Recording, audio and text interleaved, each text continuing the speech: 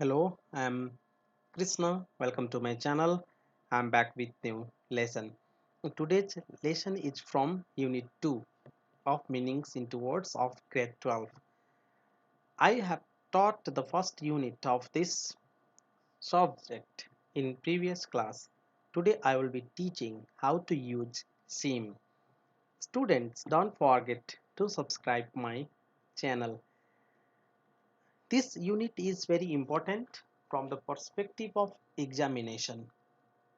I have not included all the grammatical aspects in today's class from this unit because there are many grammatical aspects in this unit. I will be coming back with other grammatical aspects in upcoming stage. So today I will be teaching how to use SIM. Let's see the next slide. It is about general impression and I will teach the structures of SIM. Let me use Nepali language to make my utterances more comprehensible to all the students. भाइ बहिनीहरू आज म एउटा भिन्नै chapter लिएर उपस्थित भएको छु र आज मैले सिमको प्रयोग कसरी गर्ने भन्ने विषयमा चर्चा गर्नेछु र केही स्ट्रक्चर्सहरू सिमका छन्. Let's see the structures of SIM. यो परीक्षाको दृष्टिकोणले एउटा इम्पोर्टेन्ट लेसन पनि हो. युनिट 2 बाट एक्जामिनेसन्समा धेरै क्वेशन्सहरू आउने गर्छन् र आज मैले विद्यार्थी भाइ बहिनीहरूलाई सिमको प्रयोग कसरी गर्ने भन्ने कुरा सिकाउने छु र सबैभन्दा पहिला दिएको प्रश्नलाई पोजिटिभमा दिएको छ कि प्रश्न चाहिँ नेगेटिभमा छ. प्रश्न भन्नुको अर्थ स्टेटमेन्ट हो, सेन्टेन्स हो. पोजिटिभमा छ कि नेगेटिभमा छ छुट्याउनु पर्ने हुन्छ र पोजिटिभमा भएको सेन्टेन्सेसहरूमा हामीलाई थाहा छ नटको प्रयोग गरिँदैन र जहाँनिर सेन्टेन्समा नटको प्रयोग भएको छैन त्यसको लागि हामी यो स्ट्रक्चरलाई एप्लाई गर्छौँ र यो स्ट्रक्चरमा सुरुमा सब्जेक्ट दिएको छ, त्यसपछि सिम र सिम्स टू दिएको छ अनि dot dot dot dot dot अनि पछाडि पनि डट डट डट डट छ. यसको अर्थ के हो त? यहाँ पनि खाली ठाउँ, यहाँ पनि खाली ठाउँ. सब्जेक्ट थर्ड पर्सन सिंगुलरमा छ, हि आएको छ, सी आएको छ, इट आएको छ अथवा कुनै व्यक्तिको नाम आएको छ. त्यस्तो बेलामा हामीले सिम्सको प्रयोग गर्छौँ र यहाँनिर फर्स्ट पर्सन दिएको छ, आई वी आएको छ, सेकेन्ड पर्सन यु आएको छ, थर्ड पर्सन प्लुरल आएको छ, दे आएको छ भने हामी सिमको प्रयोग गर्छौँ र टु त यो कम्पलसरी नै हो. यो टुसँग सब्जेक्टको कुनै रिलेसनसिप छैन. सब्जेक्टको रिलेसनसिप भनेको सिम र सिम्ससँग छ, टुसँग हुँदैन. टु कमन हो, यसलाई लेख्नुपर्ने हुन्छ र टु पछाडि यहाँनिर हामीले भब लेख्छौँ. भब के भब लेख्छौँ भन्ने कुरा हामीले प्रश्नले यसलाई डिटरमाइन गर्ने गर्छ र पछाडिको जुन खाली ठाउँ दिएको छ यो खाली ठाउँमा चाहिँ प्रश्नमा बाँकी रहेको अंश जे छ त्यही हामी लेख्ने गर्छौँ. Let me see these भब्स.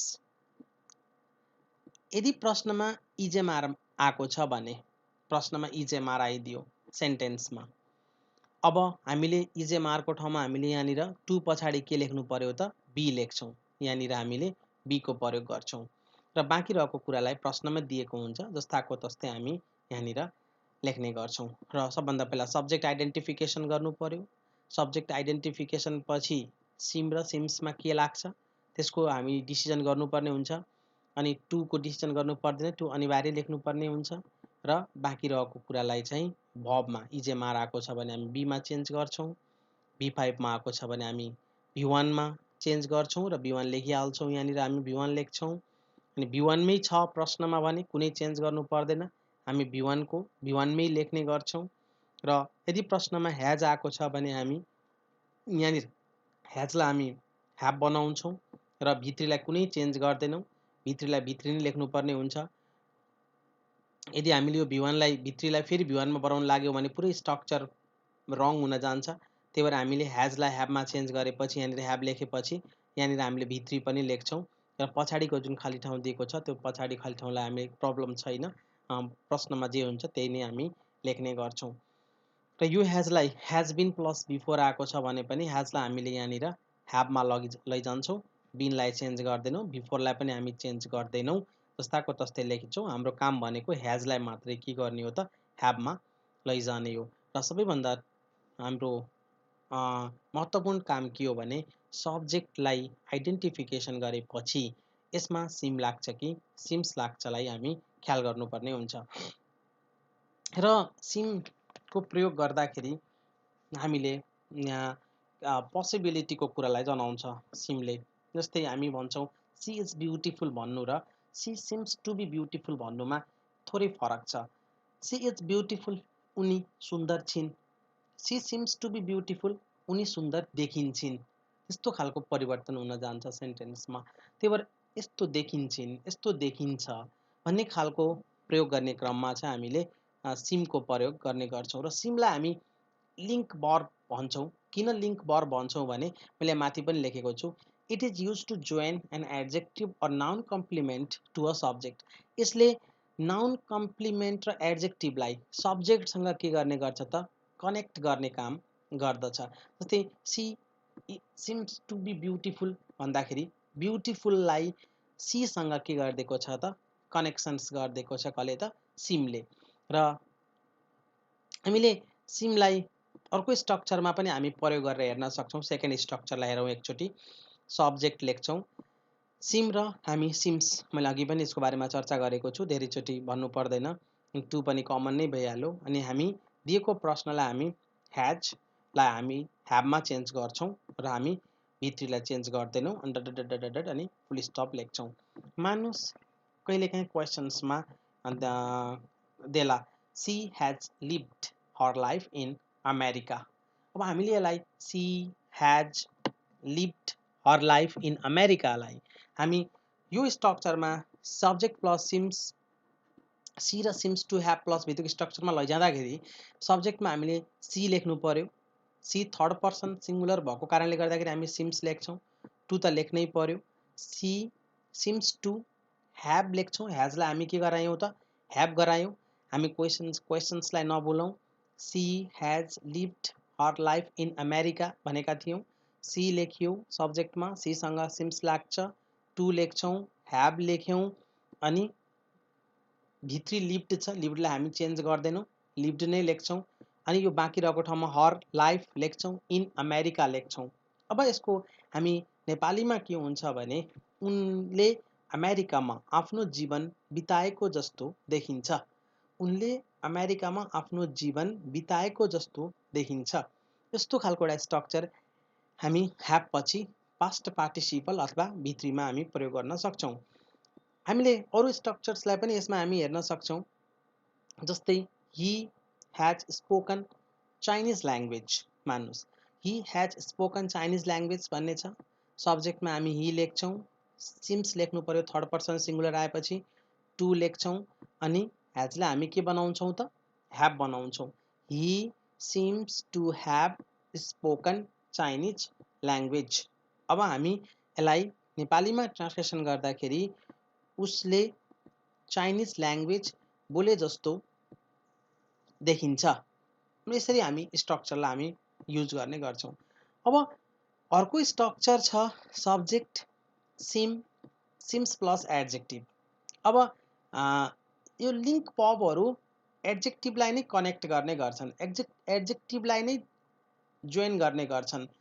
र जस्तो हामीले स्ट्रक्चरलाई प्रयोग गर्दाखेरि जस्तै अघि मैले भने जस्तै सी मानुस सिम्स एङ्ग्री, सी सब्जेक्ट भयो, सीसँग सिम्स लाग्यो, अनि एङ्ग्री।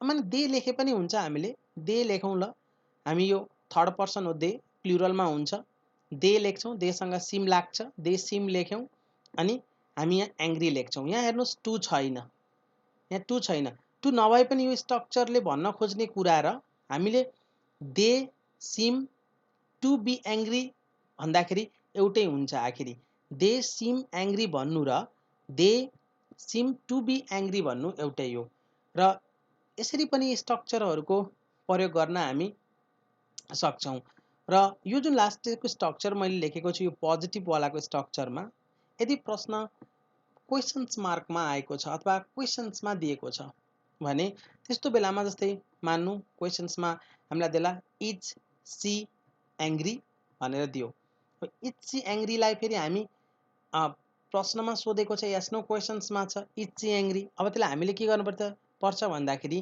सी आएको छ सी आएपछि डज लाग्छ ख्याल गर्नु पर्यो डज सब्जेक्ट के हो त she does she seem to अब डज र डु पछाडि त हामी यहाँ कहिले पनि सिम्स लेख्न पाउँदैनौँ यो कुरा हामीले बुझ्नुपर्छ यहाँ सिम्स लेखियो भने हाम्रो रङ हुन्छ डज लेखियो अनि किन डज लेखियो त भन्दाखेरि सी छ थर्ड पर्सन सिङ्गुलर छ त्यही भएर डज लेखियो डज सी सिम टु लेखियो अनि इज सी एङ्ग्री भनेका थियौँ हामी अनि इज छ प्रश्नमा इज आएपछि के हुने भयो त be does she seem to be angry अनि लास्टमा हाम्रो क्वेसन्स मार्क पनि हामी दिने गर्छौँ यो स्ट्रक्चर त अहिलेसम्म हामीलाई सोधेको छैन इक्जामिनेसन्समा त्यही पनि मैले एडिसनल स्ट्रक्चरको रूपमा लेखेको छु विद्यार्थीहरूलाई कहिलेकाहीँ दिएको प्रश्न क्वेसन्स चाहिँ क्वेसन्स मार्क दिएर आएको छ अथवा एस्नो क्वेसन्समा छ भने पनि थाहा पाउनु पर्यो डब्लुएच क्वेसन्समा छ भने पनि स्टुडेन्टहरू लेख्न सक्नु पर्यो भनेर मैले यहाँनिर डज र डुको प्रयोग गरेर एस्नो क्वेसन्स बनाइदिएको छु इज सी एङ्ग्री भनेर आएपर के गर्ने भनेर does she seem to be angry गराएर चाहिँ हामीले गराउनु पर्यो अब म let me share the next slide here I will be talking if the sentence is in negative what structure do we follow to use sim let's see the structure if a sentence is in negative form sentence negative form मा भयो भने के गर्ने त अब के गाह्रो छैन हाम्रो अघिको जस्तै हो सब्जेक्ट लेखिन्छ हामीले अनि डज नट र डु नट को छ यहाँ अब यो डज नट कस्तो बेलामा प्रयोग गर्ने अघिको जस्तै हो थर्ड पर्सन सिङ्गुलर आएको छ हामीले डज नट को प्रयोग गरौँ हि आएको छ डज नट लेखौँ सी आएको छ डज नट लेखौँ कुनै थर्ड पर्सन व्यक्तिको नाम आएको छ व्यक्ति आएको छ हामी डज नट लेखौँ प्लुरल फर्ममा छ सब छ फर्स्ट पर्सन आई वी छ सेकेन्ड पर्सन चाहिँ यु छ थर्ड पर्सन प्लुरलमा छ यस्तो बेलामा हामी डन्टको प्रयोग गर्छौँ र यहाँ हामी जहिले पनि सिमको प्रयोग गर्छौँ यहाँ कहिल्यै पनि सिम्स हुँदैन किन हामीलाई थाहा छ डज नट र डु नटको पछाडि कहिल्यै पनि भी5 बब लाग्दैन जहिले पनि भी1 हुन्छ त्यही भएर हामी यहाँ सिम लेख्छौँ अनि TO2 हाम्रो कमन हो स्ट्रक्चरमै हुन्छ यसलाई सरी यो हाम्रो फर्मुलाको स्ट्रक्चरमा हुन्छ यसलाई लेख्नुपर्ने हुन्छ र यो जुन बाँकी रहेको ठाउँ छ यो ठाउँमा मैले अघि भने जस्तै यदि इजेमआर छ भने यहाँनिर हामीले बी बनाउनु पर्यो यदि भी5 मा छ भने भी1 मा बनाउनु पर्यो भी1 मै छ भने हामीले यसलाई भी1 मा चेन्ज गर्नु भएन भी1 मै लेख्नु पर्यो हैज प्लस भी3 मा छ भने हैजलाई हामी ह्याभमा लैजानु पर्यो हैज बीन प्लस भी4 मा छ प्रेजेन्ट पर्फेक्ट कन्टिन्युजमा छ भने अगाडिको हैजलाई ह्याभ बनाइदिइसकेपछि पछाडिको भबलाई हामी चेन्ज गरिरहनु पर्दैन यसलाई पनि हामी यसरी लेख्न सक्छौँ र पछाडिको भागमा जुन खाली ठाउँ दिएको छु यो स्पेस जुन छ यो स्पेसमा त प्रश्नमा जे छ हामी त्यही नै लेख्ने गर्छौँ र एउटा कुरा हामीलाई के थाहा हुनु पर्यो भने हामीलाई पास्टको सिम सिकाएको छैन हामी सिमको युज गर्छौँ सिम्सको युज गर्छौँ तर हामी सिम्डको युज गर्दैनौँ त्यसले गर्दाखेरि पास्टको भर्बहरूलाई पास्ट सेन्टेन्सलाई इक्जामिनेसन्समा हामीलाई सोधेको छैन र अब केही क्वेसन्सहरू हामी हेरौँ यहाँ जस्तै हि इज भेरी फ्रेन्डली छ अब यसका दुईवटा आन्सरहरू मैले यहाँ लेखेको छु र स्ट्रक्चरलाई ध्यान देऊ सबैभन्दा पहिला सेन्टेन्स पोजिटिभमा छ हि इज भेरी फ्रेन्डली कहीँ नट छैन नेभर छैन भनेपछि यो सेन्टेन्स हामी पोजिटिभमा छ भन्ने बुझ्छौँ अब यो पोजिटिभमा भइसकेपछि हामी पोजिटिभवाला स्ट्रक्चरमा युज गर्छौँ यहाँनिर हामी हि लेख्यौँ अब हामी यो हिलाई हामी यो हि लेखेका छौँ अब हिस भनेको थर्ड पर्सन सिङ्गुलर हो त्यही भएर हिसँग के लाग्छ हामी स्ट्रक्चरलाई एकचोटि हेरौँ हिसँग सिम्स लाग्छ हामीलाई थाहा छ अनि टु नै कमन टु नै लाग्नु नै पर्यो फर्मुलाकै स्ट्रक्चर हो अनि यो इज हुन्छ यो इजलाई हामी यहाँ के बनाएका छौँ त हामी बी बनाएका छौँ यो भेरी फ्रेन्डली जस्ताको तस्तै छ he seems to be very friendly यो एन्सर लेखे पनि हुन्छ अरमा हामीले हि सिम्स भेरी फ्रेन्डली यो लेखे पनि हामी पाउँछौँ। यहाँ फ्रेन्डली चाहिँ एडजेक्टिभ हो, हामीले एलआई लगाएको छ के अरे, यो एलवाई लगाएको एडभर्ब हो भन्ने नसोचौँ, फ्रेन्डली यहाँ एडजेक्टिभ हो। र किनकि हामी लिङ्क बबहरूले एडजेक्टिभहरूलाई कनेक्ट गर्छ भनेर भनेका छौँ। हि सिम्स भेरी फ्रेन्डली, यो लेखे पनि हामी पाउँछौँ। अब यो स्ट्रक्चरमा एकचोटि हेरौँ। He is not very rich, not आएको छ, विद्यार्थीलाई के थाहा हुनु पर्यो भने नट आइसकेपछि सेन्टेन्स नेगेटिभमा छ। नेगेटिभको लागि हामी पोजिटिभको स्ट्रक्चर त प्रयोग गर्न सक्दैनौँ, त्यो नेगेटिभको स्ट्रक्चर प्रयोग गर्नु पर्यो। अब नेगेटिभमा हामी एकचोटि जाउँ, सब्जेक्टको ठाउँमा हामी के लेख्छौँ, हि लेख्छौँ। हि थर्ड पर्सन सिङ्गुलर भएको कारणले गर्दाखेरि हामी के लेख्छौँ, डज नट लेख्छौँ। हि डज नट, हामी डोन्ट लेख्दैनौँ, डोन्ट लेख्ने बित्तिकै आन्सर रङ हुन्छ। हि डज नट, अनि हामी के लेख्छौँ, डज नट पछि सिम लेख्छौँ, अनि टु स्ट्रक्चरमै छ लेख्नु पर्यो। र हो यो इजलाई, हिज नट छ हाम्रो, यो इजलाई हामी यहाँ चाहिँ बी बनाउँछौँ। He does not seem to be लेख्छौँ, अनि भेरी रिच जुन बाँकी रहेको भाग छ, यो भेरी रिचलाई चाहिँ हामी यहाँ भेरी रिच लेख्छौँ। अनि नट किन लेख्दैनौँ भन्दा नट त हामी पहिल्यै यहाँनिर नट लेखिसकेका छौँ, डजसँग नट लेखिसकेका छौँ हामी यहाँ, त्यही भएर he does not seem to be very rich लेख्छौँ। अब हामी अर्को तरिकाले पनि यसलाई सल्भ गर्न सक्छौँ। He seems not to be very rich, यो लेख्दा पनि हुन्छ। अब विद्यार्थीलाई जुन सजिलो लाग्छ, यो स्ट्रक्चरमा युज गर्ने हो भने हामी डज नटको प्रयोग गर्नु परेन, हि लेखियो, सिम्स लेखिन्छ, यहाँनिर नट लाग्छ, सिम्स पछाडि नट लाग्छ, अनि टु लाग्ने भयो स्ट्रक्चरको, अनि यहाँनिर चाहिँ हाम्रो इज भएको कारणले गर्दाखेरि हामी के लेख्ने भयो त, बी भेरी रिच। अब माथिकोमा हामी लेख्दाखेरि डज नट पछाडि हामी यहाँ सिम लेखेका छौँ, यो कुराको ख्याल गर्नुपर्छ। यहाँ सिम्स लेख्न पाइँदैन किनकि डज नट पछाडिको भर्ब जहिले पनि V1मा हुन्छ, र यहाँनिर हामी सिम्स लेखेका छौँ किनकि यहाँ डज नट छैन, त्यही भएर हिसँग सिम्स लाग्छ डाइरेक्ट आउँदाखेरि, तर he seems not to be very rich. यसरी हामी नेगेटिभको स्ट्रक्चरमालाई चाहिँ फलो गर्छौँ। अब अर्को क्वेसन छ, he has lived a very interesting life. अब हामी यो भन्न खोजेको, अब हामीले सिम्समा लैजाने हो, हि लेख्यौँ, थर्ड पर्सन सिङ्गुलर भएको कारणले गर्दाखेरि हिसँग सिम्स लाग्छ, त्यही भएर सिम्स लेखियो, अनि टु स्ट्रक्चरमा छ, ह्याजलाई के बनाइयो, ह्याभ बनाइयो, अनि लिभडलाई हामी भित्रीलाई हामी चेन्ज गर्दैनौँ, लिभड नै लेख्छौँ, अनि पछाडिको बाँकी रहेको अ भेरी इन्ट्रेस्टिङ लाइफलाई चाहिँ जस्तो आएको तस्तै अ भेरी इन्ट्रेस्टिङ लाइफ चाहिँ हामी लेख्छौँ। अब यसलाई हामी नेपालीमा भन्दाखेरि के भन्नु पर्यो त भन्दाखेरि उसले आफ्नो जिन्दगी इन्ट्रेस्टिङ तरिकाले जिएको छ, इन्ट्रेस्टिङ तरिकाले बिताएको छ जस्तो देखिन्छ भनेर चाहिँ हामी यसरी युज पढ्न सक्छौँ। अब केही स्ट्रक्चर्सहरूलाई हेरौँ, लेट्स सी सम स्ट्रक्चर्स। अब विद्यार्थीहरूले जस्तै यस्तो बेलामा हि आएको छ, अनि एपोस्ट्रफी छ, अनि यस छ। अब विद्यार्थीहरूले यसलाई चाहिँ इज मान्ने हो यहाँनिर हामीले है, he is some kind of businessman. अब यस्तो बेलामा हामी यहाँनिर हि लेख्छौँ, अनि हामी यो हि आइसकेपछि हिसँग त सिम्स लाग्छ, सिम्स लेख्नु नै पर्यो, अनि टु फर्मुला चाहियो, अनि हो यो इजलाई हामी के बनायौँ त भन्दाखेरि हामी यहाँनिर बी बनायौँ। He seems to be some kind of businessman, के गाह्रो छैन, सम काइन्ड अफ बिजनेसम्यान त पछाडिको जुन फर्मुलामा हामी स्ट्रक्चरमा खाली ठाउँ दिएका छौँ त्यही ठाउँमा हामीले सम काइन्ड अफ बिजनेसम्यान लेख्ने हो। Let's see another structure, another questions. She watches television a lot. Look at the verb.